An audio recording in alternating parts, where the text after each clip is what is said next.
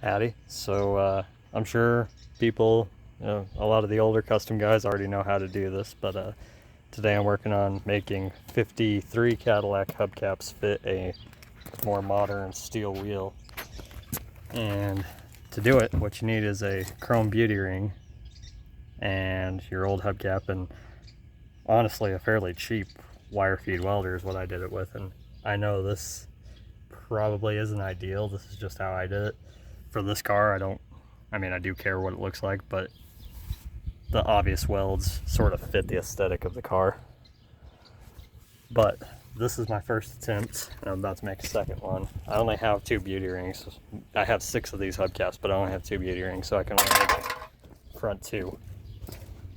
And it really doesn't require much, and these chrome beauty rings weld pretty easy.